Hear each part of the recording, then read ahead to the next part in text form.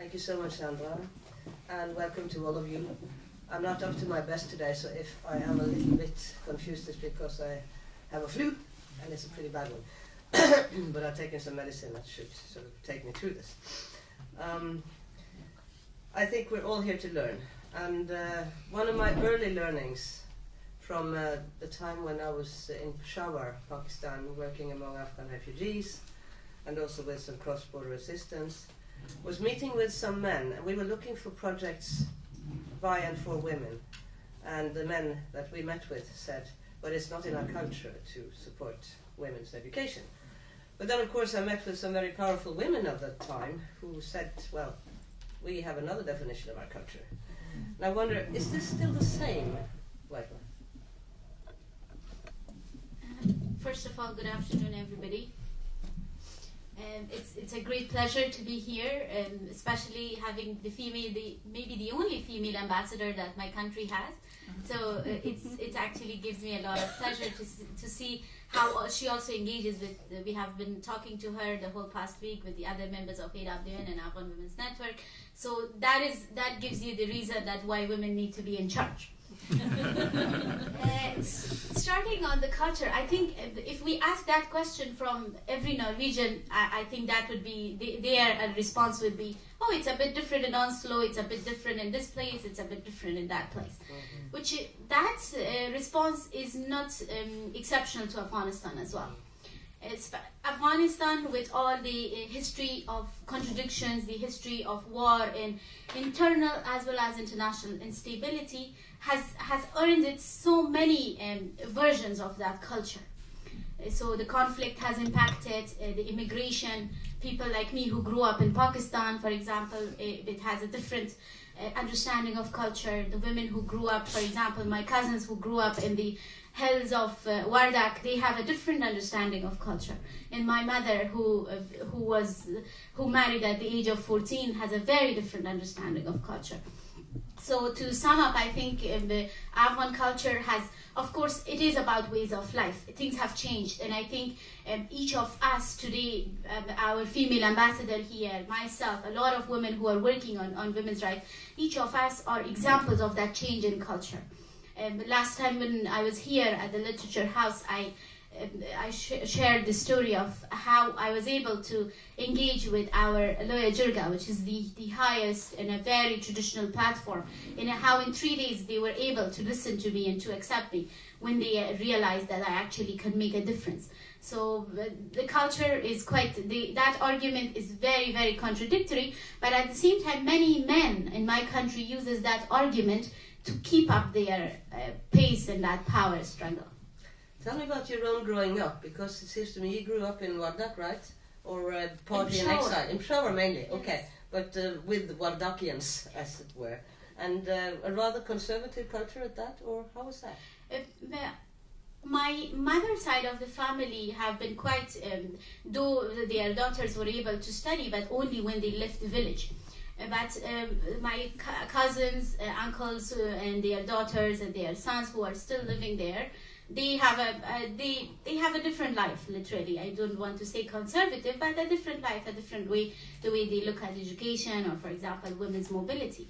So, but then I grew up in Pakistan mostly, in Peshawar. And I think one of the reasons that drew me towards working for women's rights was that growing up in Pakistan and seeing the Afghan women in refugee camps.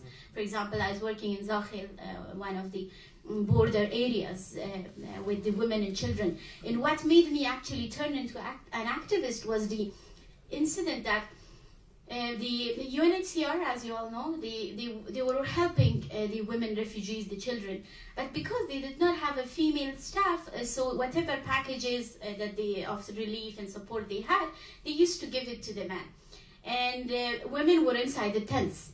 So what the men did was that they were selling it out and then buying cigarettes, buying, for example, drugs and other stuff. And we had, because I was working on a health project, which was the leishmaniasis and also tuberculosis, and we saw that among the children, malaria was very, very quite common. And then we were seeing also that thousands of these bed nets were given out, but then you still have these kids sick of malaria. So when we tried to find out, when I went into those tents, found out that the tents, the bed nets never made to these kids. The bed nets never made to these women. They were actually sold out right outside the tent, which gives us a very big lesson about how the relief and recovery works in some of the, for example, refugee communities, because we think it goes to the people that it's intended, but just a small issue that because you do not have a female staff or a woman who can outreach women, then it's not going to the right intended participant or intended beneficiary. I think some experiences are rather universal. I mean, in the older days when men working in factories here would get their pay in a small envelope in cash, their wives would stand outside the factory gate to be sure to get a fraction of it before they went into a bar or whatever. You know. So we are much alike. But we are here to discuss about the current situation mainly. And but before we do that, maybe we should say a few words, since you come from areas where Taliban have been rather strong.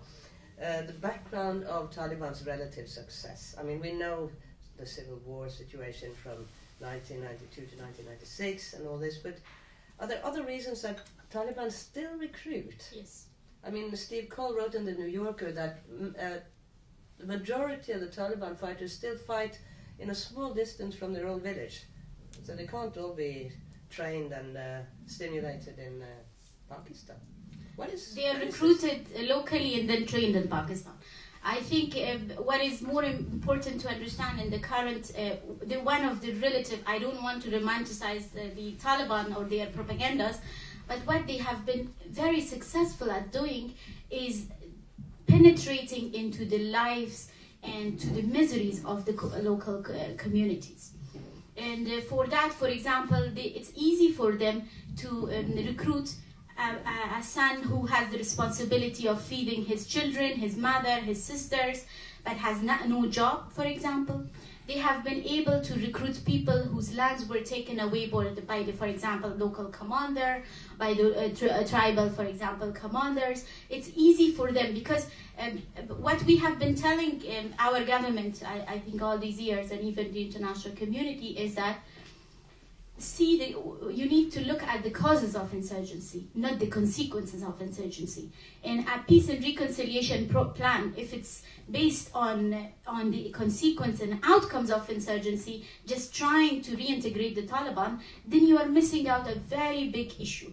That's the youth bulge. We have the population that we have between 60 to 65% of our population are youth under 25 years of age, which is huge.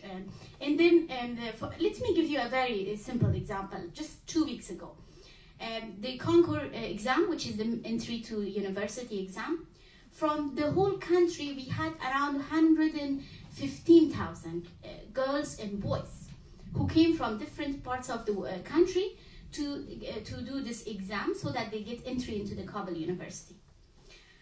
And we had around 35% of them girls from provinces like, for example, Ghazni, which is quite volatile, from provinces like Badakhshan, which is very far, so from all over the country. Now this from 110,000, only 7,000 this time was able to get entry into the Kabul University. What would the rest be doing? And also in a country like ours where the economy is quite weak, what do these young people do? The reason that they study or the reason that they go to school is that economical aspect of it, that they think, okay, it will get me a job so I can feed my family, it will get me a job so that I can help my family. But what really happens is that because this huge youth population, their frustrations are not addressed, so it's easier for the Taliban to recruit them, to attract them, because they are paying quite a lot of money. For example, even if you compare there was a recent study between how much the Taliban are paying a soldier on the ground, was it was $50 per day for the soldier the Taliban soldier on the ground, and $50 per month for the national soldier that we have as part of the police. So when you work at the community level, you see the real causes of war. that's something that my government and even the international governments fail to see, because they don't work on the ground, they don't talk to the people on the ground. Yes, and that was a very good lead up to my next question, actually, because you talk about impatient youth, which is also a feature of much of the Middle East, as you've seen with the Arab revolutions, and you talk about the economic incentives, yes. But on the other hand, how has the international, sometimes called engagement, sometimes called occupation, invasion, how has that worked? I mean, the aim of winning hearts and minds doesn't seem to work very well. But how has this worked to stimulate young people's sympathies? I just want to give a little bit of background, because sometimes, you know, like looking at only the current situation without an understanding of the background may lead us into some like misguiding understanding. When in 2001, one of the reasons that when the U.S. forces, as part of on that time the coalition forces, as part of this Operation Enduring Freedom, the reason that it did not face any resistance from the local people and people became supporters was that hope that people had. The hope that they said, okay, because they had been tortured by the Taliban, their economic means were taken away, they were literally isolated from the rest of the world. So the people on the ground, they thought that it's a good opportunity for them, because now they are connected to the world.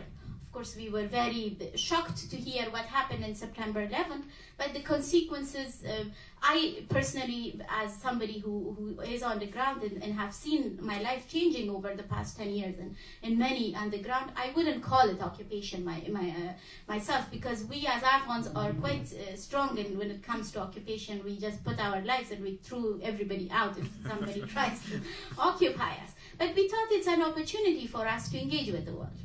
But then what happened is that till 2004 and 5, the situation was quite good on the ground. Like I remember, we traveled on the car from Wardak to Ghazni, from Ghazni to Zabul and Kandahar by car. You didn't need a guard, even though now people also travel, but not quite with a lot of confidence or security. So the situation was quite good. But what really happened between 2005 till 2007, when the whole scenario changed?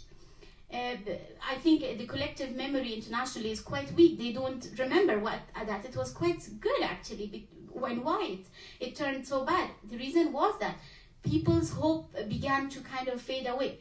They did not have jobs. The justice sector, for example, didn't become responsible to their needs. For example, their lands were taken away. Their children, for example, were raped by the tribal commanders, by the warlords. So the situation on the ground, especially at the community and grassroots and the rural areas, became deteriorated, and that became the grounds for the Taliban to re-emerge. And then also, of course, and one shouldn't also forget that it's just that side of story which is inside Afghanistan, because they already had these sanctuaries in Pakistan, and the Pakistani intelligence was behind them anyway. So when they started kind of saying that, yeah, you see, the people are frustrated, the youth are impatient, we can actually recruit them. So the Pakistani intelligence was there to kind of protect them and start refueling them. So then the situation got quite worse, actually. The battle of war, winning hearts and minds. I think if anybody wants to know about this war on terror, or I would call it now the war of terror, it has to. I was talking to Elizabeth, the video that we watched last night about the meeting of the elders and the families of the people who were killed in Panjwai, Kandahar, weeks back by the American soldier. They teach us a lesson of history, and for example, one of them were saying that even though like the world thinks we are illiterate and we don't know what's going on, but we are not stupid. What is going on the ground is actually hurting us. The horror, the terror that each of them was explaining on what happened in those villages was really kind of too damaging. I think the war on one hand, and because I think what also happened is that the whole direction of war, they forgot that there is this constituency that the Taliban have, the sanctuary that they have, which is the borders. They are being armed at the borders. They are being refueled by the borders. So they do not reside in our villages. our villages is that's when the Taliban become sort of an insurgents, and they come to the village to ambush, for example, the American forces or other NATO forces. But in the reality, the reason that they are being insurgents is that in the borders. So when the war on terror became so blind to the realities of the sanctuaries of war and only focused on our villages, then what happened on the ground is that people started losing their trust. And especially the past 2-3 incidents have really kind of damaged the trust between the combat forces and the communities. When you see the horror, it's very, very pathetic. I guess we're talking about US soldiers urinating on dead Taliban soldiers, and we're talking about burning of the Holy Quran, etc. And the distrust to what is commonly called Ferengi, foreigners, has grown. We've seen that ourselves, I think, who've travelled there. And simultaneously, there is a large urge for peace. I mean, the common Afghan wants peace. And nowadays, when I read what Ahmed Rashid, the famous writer, has to say, and others, they all advocate for striking a deal between the US and the Taliban. And on the other hand, they say there will be no possible treaty with the Taliban if Karzai is also playing a card with the US, allowing them to have bases beyond 2014. So Karzai is in a deep squeeze. How can he get out of that? I think to just add a little bit on this strategic partnership, because I was part of one of the discussions, and the president wanted to get our advice on what do we think about strategic partnerships. So I was also there, and he explained the content of the strategic partnership. The bases are not there. Not only the basis of the long-term basis, for example, the American engagement, the combat engagement, is not part of the strategic partnership. And the other thing is also about the detentions, that the Americans will not have any detention facility or the control of the prisons. And the Bagram prison, which is now being transferred to Afghans within 6 months, an MOU, a memorandum of understanding, and an agreement has been signed between the Afghan government and with the US forces, that the Bagram Air Base and the detention facility would be transferred to Afghans as well. So these two issues. Stop a little bit with the Bagram, because on all my visits, there are many visits, I've been seeing people from the Afghan Independent Human Rights Commission, and they have consistently complained that they were never allowed access into the Bagram detention center. And this is on Afghan soil. How come that the Americans were able to keep that under their control without any Afghan interference for so long? I think it has to do with the agreement that was signed between the Afghan government in 2001, October-December 2001, between the US military and Afghan government, that the military would have these detention facilities just the way as it's American soil, for example, or that the Afghan government will not be able to prosecute any soldier on its land, on its own, for example, judicial system, and the Americans will have their own martial courts, etc. We do not have a status of force agreement, the SOFA that they call within the international laws, and that has been a huge, I think, backlash. That has been a huge mistake. That hopefully in this strategic partnership, one of the reasons that the president now saying that the status of forces will not be part of the long-term engagement with the US is because of that. We need to have the right to be able to prosecute the soldiers who violate and who kill us on the ground. So that has been a major challenge. But yeah, what happened in Bagram, I guess not a lot of people know. Maybe Red Cross has some sort of access to it. Maybe some other, like Democracy Now!, I guess they had some access, but not the local people. And also there's a lot of accusations from when you talk to people in Kandahar and Helmand, especially to the younger generation whose fathers were just taken away, whose brothers were just taken away, and so far they just disappeared and they don't know, and they ended up in background jail. Well, they might be in a jail elsewhere too, as there are a series of such jails. But to come back to the negotiations, which is the main topic here, because I mean we've known for long that Taliban, they say that they cannot strike a deal without all foreign forces being expelled from the country. And the government says that we cannot strike a deal with you, the Taliban, unless you accept the constitution. That was how it started, right? And none of them, I mean, in the constitution, of course, it goes without saying there are guarantees of women's rights. But when you read people like Rashid and others who cover these negotiations, they don't mention women. Women are sort of out from these negotiations, it seems. First, I just want to say I wish people like Ahmed Rashid would actually know what's going on. Exactly. Before writing a lot about Afghanistan. But on the negotiations, when it comes to our women's role in the reconciliation, I think negotiation is just that small aspect of this whole reconciliation process. What we in AWN, which is the largest women's advocates platform, what we started particularly after the first Peace Jirga in 2010, together with the government and also with the High Peace Council and the Provincial Peace Councils, is that we have reached to an understanding that reconciliation with the way it's being depicted to the world, that it's only about the Taliban leaders, this is a wrong assumption and this is a failed formula. What we are proposing is that new model of reconciliation, which is the community's engagement, an inclusive, people's-oriented process. So, for example, you have a negotiation going on at the international or regional levels, for example, in Qatar or maybe in Pakistan or in the region, but at the same time, if there is no parallel structure on how the people who are being recruited by the Taliban, if their miseries, if their suffering is not addressed, and the reasons that people are recruited by the Taliban, if that is not addressed, then you continue reintegrating. If you buy one group of this insurgents, reintegrate them, then another group kind of becomes, so it becomes a never-ending process. And it's not that sustainable peace as well. So what we are advocating, and I think in the London conference, within the Bonn conference, and now currently preparing for Chicago, and within the Afghan government and US government, and with your Minister of Foreign Affairs, we as women have been saying that, we know a way for this peace. We have a formula. We know that because we work at the community levels, because we work with mothers, with women, with children, with the young generation, we know that if their reasons for becoming a Talib, for example, is addressed, then even if the Pakistani, for example, side would try to recruit them, they don't have a reason to just come and blow their villages. They are not crazy. The people who wants to damage their own homes, to for example, burn their schools and all that.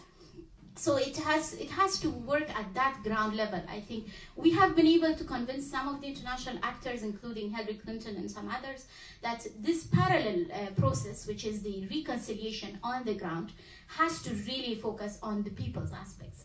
And why... Sorry. Now, who would conduct such a process? I mean, it sounds fantastic, inclusive, people-oriented. I see vocational schools growing up from the ground at the local level, and I see people getting to work, have access to their own soil, and the militia gone. But who would conduct this? Would this be international, or would this be based on the traditional structure of the elders, the whitebeards, the local shuras? It has to be both, because on the ground, it's them, the turban, the beard, because that is how it works. But on the ground, that is a good, or maybe not good, but at least the way to go.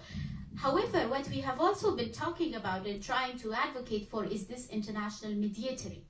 In order to, for example, we as women are worried that, okay, if talks happen in Qatar, what would be the basis? What would be traded off? Would the schools be closed down? Would women lose their opportunities? Would we stop being ambassadors? Would we stop being, for example, ministers? Would we stop being school teachers or what? Because we are not engaged there, we are worried.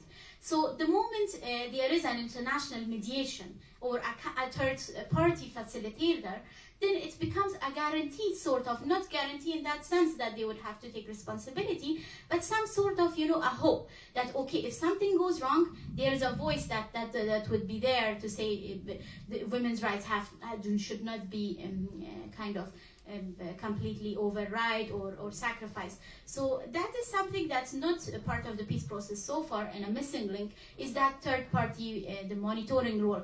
And I think countries like, for example, Norway and some other European countries might be fit for that role in order to kind of support that process, which is inclusive on the ground, but at the same time there is an international angle to it.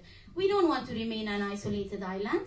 We want to engage with the world. We want to engage with the technology. We all want to have 3G phones. We all want to, for example, be able to study in different universities, like our youth are studying. So in order to ensure that, we need to have that international mediatory role. Yeah, well, that's exciting if it could work, because what I've heard you say a little bit before we started here, and what I've read in a recent book by Astrid Sürke about the international engagement in Afghanistan, is that the bulk of so-called expertise working in Afghanistan, they don't really have a clue of what the Afghans think and their traditions. At least that has been a major problem with the international aid or assistance involvement. So when you say international, are we looking at young Afghans who are currently in Norway or Sweden or elsewhere, and who would then, having, for example, studied peace and conflict studies here, as I know some have done, or having done other useful trainings, would it be these kinds of people, together with maybe people from Muslim countries, well, not the countries with a stake in Afghanistan, not Pakistan, not Iran, but others, would that be a better solution than having scores of young Peace Corps from US and Canada coming along? No, I think that would be definitely much more ideal to have, for example, the countries of OIC, for example, the Organization of Islamic Countries, which is a reflection of modern Islam, and which the contemporary realities of religion, and for example many Muslim countries like Doha, like Qatar, and many others like Turkey or Indonesia, Malaysia, they are all part of it, and I think that would be an ideal platform as well for them to engage. But what do I really mean by international mediation is not international engagement per se. There is, I think, a sensitive distinct between intervening and supporting. I think empowering is like giving people the weapons so that they can, I mean the resources, not weapons, the resources so that they could stand on their own. For example, giving people the opportunity so that their voices can be heard by others. But that's what I mean by international mediation. But I agree with you very strongly on how the aid, for example, that was really international intervention. Thousands of projects that came to Afghanistan with millions of dollars, and when you see on the ground, you hardly, as I was giving you the example of UNHCR project, don't quote me on that, but this is being taped, by the way. Many projects, I think, on the ground, when you see, it does not reach to the person it's intended for, because security, we had a talk about security, that security is being sold and bought in Afghanistan. So each company, like we have so many security companies that are all coming from the outside, they have to show the situation as worse in order to justify themselves. For example, any foreign journalist that comes to Afghanistan has to be scared to death so that he or she hires a fixer with so much money, like $1,000 per day, with an armored car. I think that the militarization and the security, the aspects is quite critical in how this international aid, that discussion comes in. And then on the other hand, I think, I was telling Elizabeth that my grandmother always says that we were always poor, but we were never beggars. And also we never starved. We were a country where we grew fruit, we grew, for example, a lot of people, some of the young people I see here from Afghanistan, they might remember, we are farmers, we are shepherds, for example, we had our own livestock. We have had our own ways of, for example, income. It's not that we had the highest GDP, maybe that was not even needed, but the millions of dollars that came to Afghanistan, it did not go to the common person. What it did is that it built these high towers that you see in Kabul, for example. Very high towers. Underneath you see kids begging. For example, you go to, you see that everybody has, especially in the city, everybody has access to phone and the internet on the phone, but at the same time they are illiterate. So some of the very fundamental needs and issues are not addressed by international aid because it's intervention. And some of the people who study anthropology and sociology, you see that interventionist approach versus empowerment, there is a huge difference. Rather than empowering people, maybe we don't need a lot of money. Maybe we just need more resources. The young people that are studying in Oslo, when they become, for example, the future ministers, the future, for example, teachers, professors, they are actually, and that's Afghanistan's empowerment. There's a saying in Norway that beggars can't be choosers, and I don't know how unlimited the choices are for Afghanistan now. I just heard this morning on the radio that dollars are traveling in millions out of Afghanistan, where rich Afghans who have no doubt enriched themselves on the current situation, and they're sorted down in Switzerland or in Dubai and so on and so forth. But I would like to hear you a little bit more on an analysis of the other negotiation partner, the Taliban. How much difference would you find inside Taliban itself? I mean, what's your analysis of the different groups of Taliban? First of all, I want to just kind of say that the Taliban that we experienced between end of 95 and early 96 to 2001, they are quite different from the Taliban that we have experienced at least in the past 7 years. The past 7 years with the Taliban on the ground that we see is the younger generation. Some of them are quite notorious than their fathers. And the reason has to do because they fight with this passion, like when you fight with passion, you don't need weapons, because they are so determined, saying that they are fighting an invasion. Let me tell you a story of this suicide bomber, the young boy that I've been in touch with. This boy from Helmand, he's 11 years of age. He was saved in an operation by the NDS, the National Directorate of Security, when he wanted to blow himself off, but it couldn't because he could not press the button rightly, so it didn't blow. This boy, because he is very young, he's a child, so they were kept in the juvenile custody, and we have a center for that. So knowing about him, I became quite interested that, okay, what is the reason that an 11 or 12-year-old boy would try to blow himself off? So started talking to him in a matter of maybe 3-4 days, he opened up. A very simple young boy that you can imagine. He said that he was trained in a camp between the border of Spin Boldak, which is Kandahar, in Quetta, Pakistan, Quetta. So he was trained there, and along with 60 other kids. So who knows what happened to them? They might have blown themselves up or what happened to them, we don't know. So this boy, and then I tried to find out about his family. His father was killed in a night raid from the Grishk of Helmand. His father was killed in a night raid, and then his mother had a... Could you explain to all people here what is a night raid? A night raid is a military approach that's being used by the US forces. Where at night they ambush people's homes, and for example, even though they claim that nobody is killed, or no, they do not fire on the night raids, because that's only when they can track a Talib commander, or if somebody, for example, if somebody tells them, in this house there's a Talib commander, they would just go without verifying. So his father was killed in that night raid, and his mother had a heart attack in that ambush that happened, and he was saying that because these barking dogs that the military carries, they are very dangerous, and I myself, I'm so scared of dogs. So imagine those military dogs must have been more dangerous. So the mother had her heart stopped.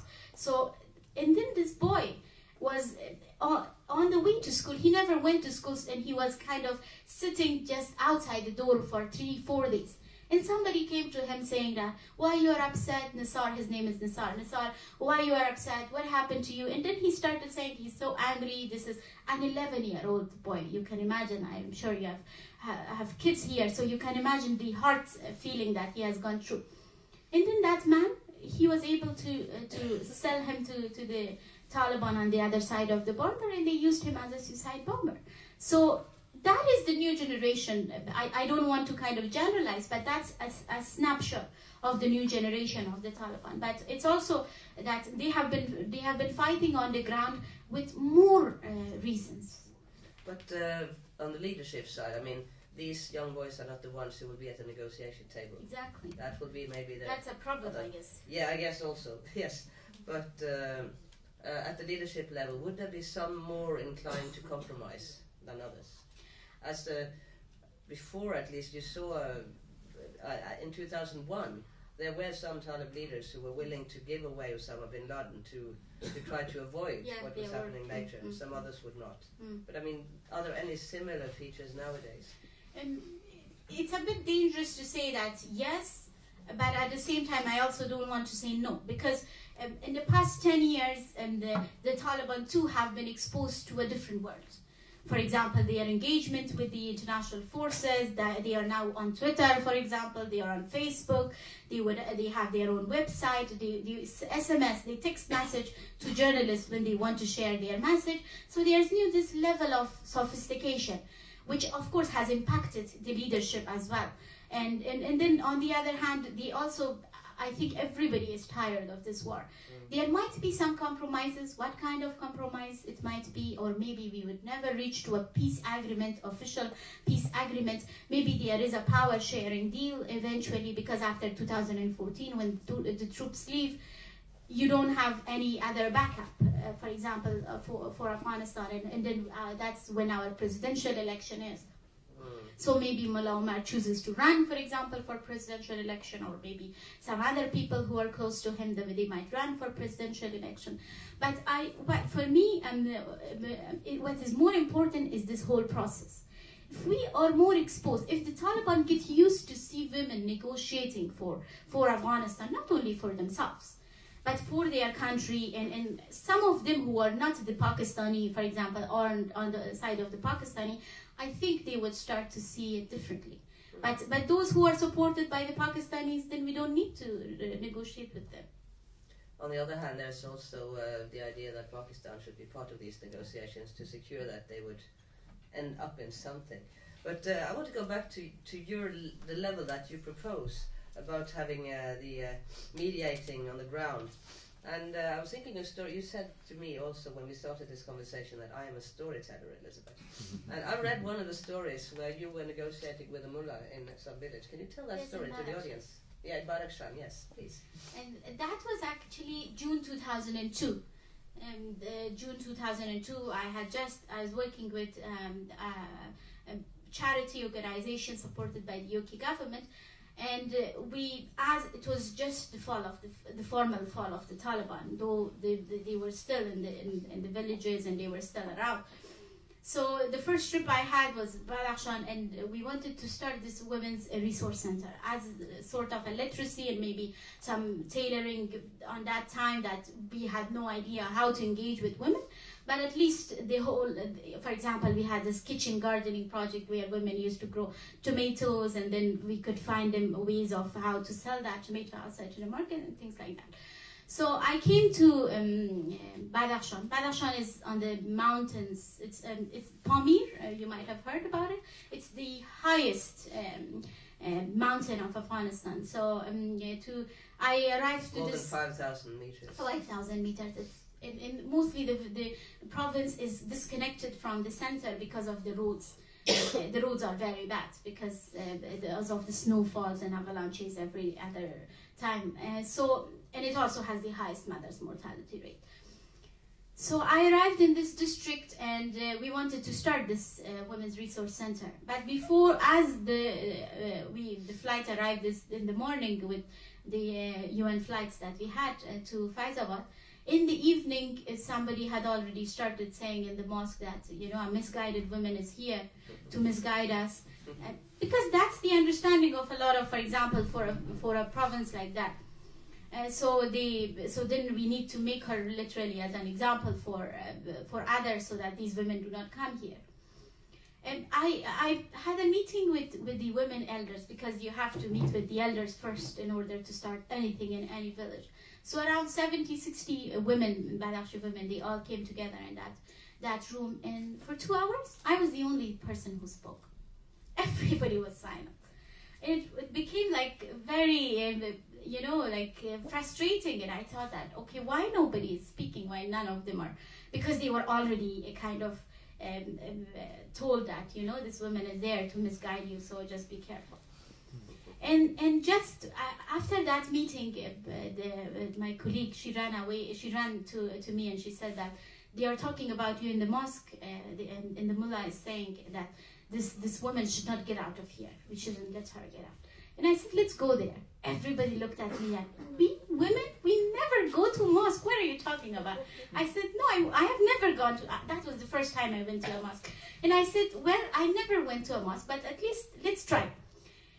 I went to the mosque, and he was so angry, the mullah, the imam actually, because he was reciting a prayer. And around 50, 60 men were also sitting and listening to him. So as I arrived to just reach to the door of the room, I said, I want to talk to you for 5 minutes if you give me a chance. He was so furious. He said, like, you don't know that you are really misguided woman? You don't know that women don't come to the mosque? Why are you here? I said, just 5 minutes, let me talk to you, and afterwards, if you think I'm misguided, then you can also kill me or whatever. So he said, he even didn't say yes, and I started reciting the verse that says, read. Like the first verse that came to our prophet is Iqra, which means read, study. And I said, don't you think this was the first verse that came to our prophet that says read? Everybody became silent. Because they thought that, oh, she is just, maybe she doesn't know anything about religion, and in the way they had portrayed religion for the women and in the community is quite the opposite. One has to be honest, because these mullahs, it's not only that they do not preach the religion, but they are politicians too. They want to keep their powers on people, to keep them in the dark. And then I also gave him the hadith that says, study and empower yourself even if you have to go to China. And I said, didn't the Prophet say this? And everybody was silent. I think that was a very, like, I was shaking. I was very young at that time. I'm still. How old were you? 8 years ago. I think I was 23, 20. Not 8 years ago, 10 years ago, 2002. Yeah, so I was 23, 24. I was very worried. Like, I was shaking. When I was reciting, I just remembered that moment. Like, my hands were shaking when I recited that verse. And then he came and he put his hand on my head and he said, you're my daughter. Go ahead and do the work, and we are supporting you. And the women that we started with that resource center were able to make it to our National Assembly. They ran for the parliament. So it's about really working on the ground and really kind of fighting those, what do you call, culture. Absolutely, yeah. I knew this would be a powerful story in this audience, in any audience, I believe.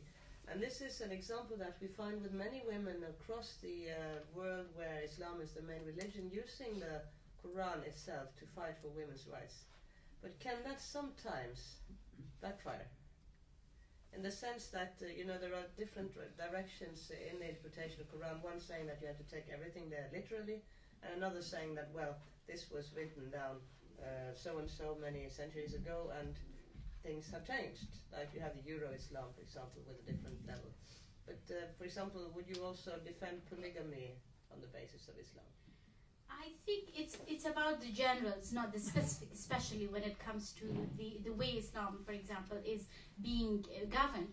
In a country like Afghanistan, there's no other option. 99.9% of the population is Muslim. And they are not Muslim they are Muslims because their forefathers have Muslims, their children are Muslims, and that's the generation that grew up. So not necessarily they learn a lot about the religion, because their understanding is that when a child is born and we recite a verse in his or her ears and azan, then he becomes Muslim. That's our understanding. So it's a very generational, thing. But I think in our context, it will not backfire, because if you have the general entities that define those parameters of religion for people, which is that is our constitution, for example, that the constitution, when says men and women are equal before the law, and the same constitution also says no law can be contradictory to Islam, then people say this is what Islam says. And similarly, for example, when the government is made responsible for education, obligatory education, in the life of mother and child, then this is the source. So the source is more important in our context, and that source has to be, if it is the government, then it's easier, you know. A lot of issues, for example, even polygamy, it's so, I don't want to enter into that kind of details about it, but polygamy has its very, very clear conditions.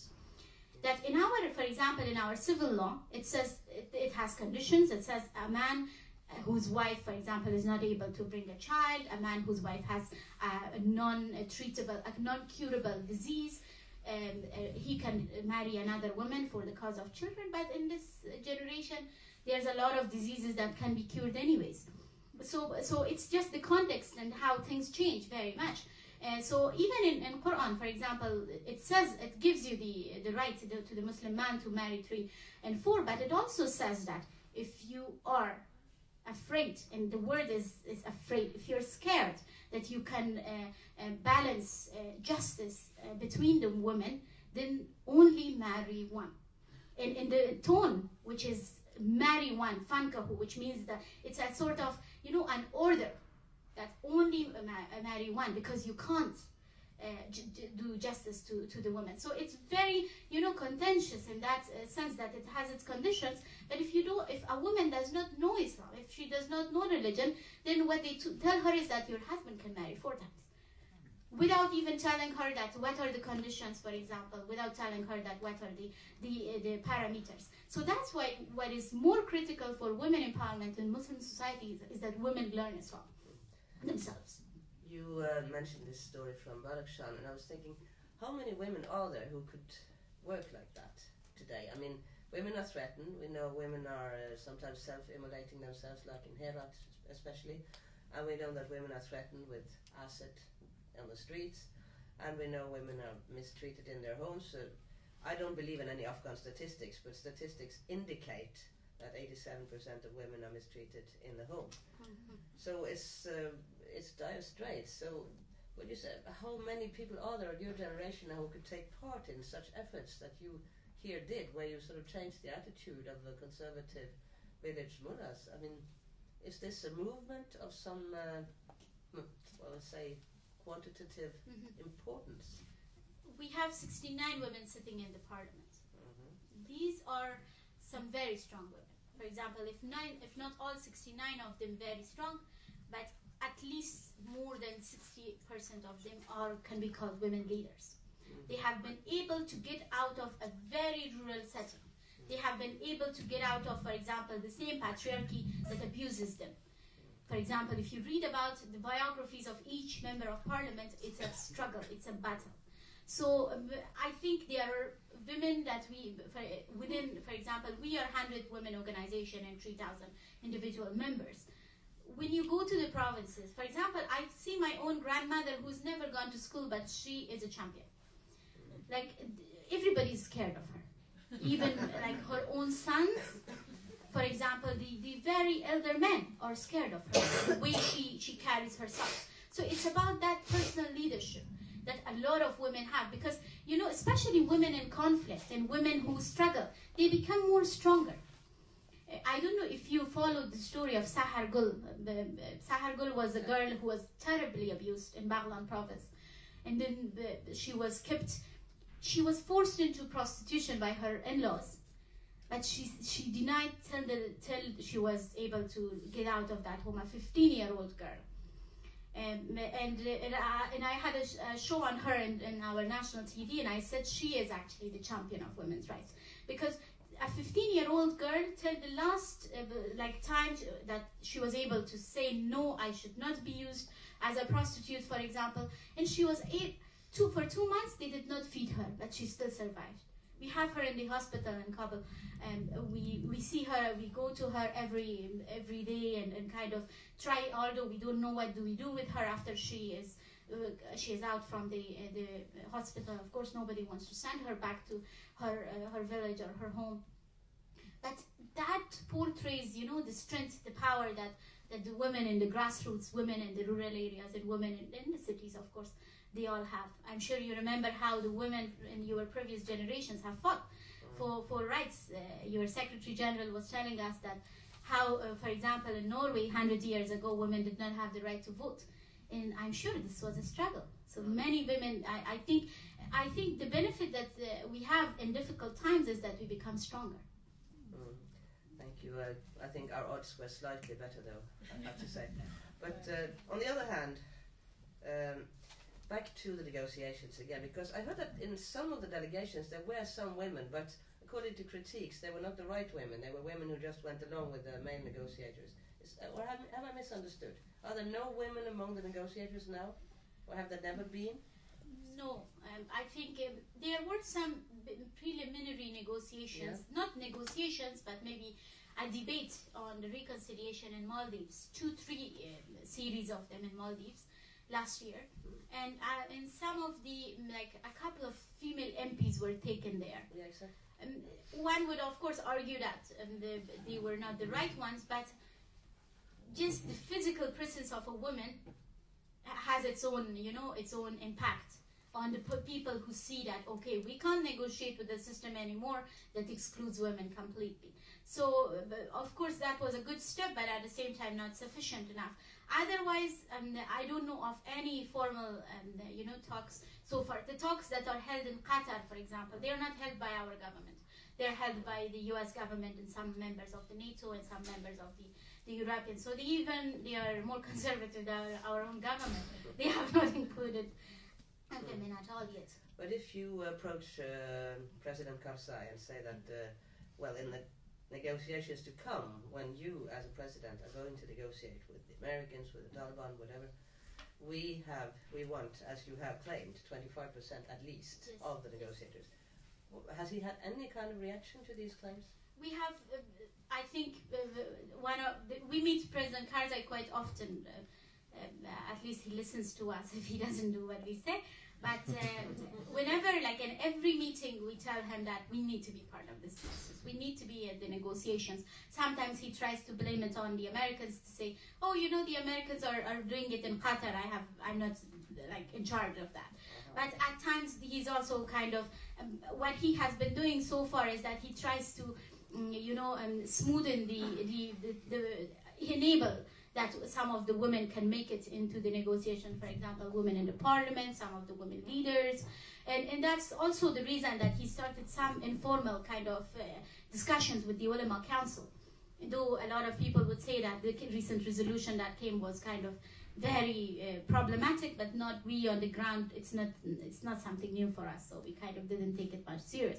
But there are, at least we have been able to convince him and also some of the governments that if there are formal negotiations, if there are any negotiations, we have to be there. And I think using this opportunity, again, I would re-emphasize on the role of Norway government. If Norway, for example, because I'm sure the foreign minister is part of some of the discussions between the European countries and other as the international community, maybe they become they push for women's presence there. I think you should have his promise on that before you leave. He did. Fine. I'll soon now open for comments, particularly questions from the floor, but just one more question from my side. If you now try to look ahead, you're still young, you're going to live in Afghanistan for decades to come. How do you envisage Afghanistan in the year 2015-16? No matter how much life is difficult at the moment, but I'm still positive. Because I remember what happened during the Civil War. Even though I was very young, and some of the dreams, some of the memories and nightmares can never be forgotten, even if you're young. For example, the journeys that we have had between Kabul and Pakistan, staying nights in Torkham, I can never forget. I can never forget how, for example, we were lashed on the streets by the Taliban just because a woman was wearing a white pants she was beaten off. Or, for example, the past 10 years, one has to be also very honest that it has given us the opportunity to really stand up, many of us. Of course, it's not an equal opportunity for every every Afghan woman, but many Afghan women got the opportunity to go to school, for example, to work. So after 10, 11 years now, I think when I see myself where I was 10 years ago and where I am 10 years after, so I'm positive, and especially with the younger generation. We have so many Afghans studying outside. I myself, I went to UK, I studied, I came back. Similarly, many women are, for example, studying, young boys, they are going to universities, and I really hope that, yes, they will come back like the way some of us did. You have, for example, amazing women, female ambassador we have here. She, for example, as a woman leader, fighting for that space that we want to occupy. So I'm cautious, but I'm still positive about it.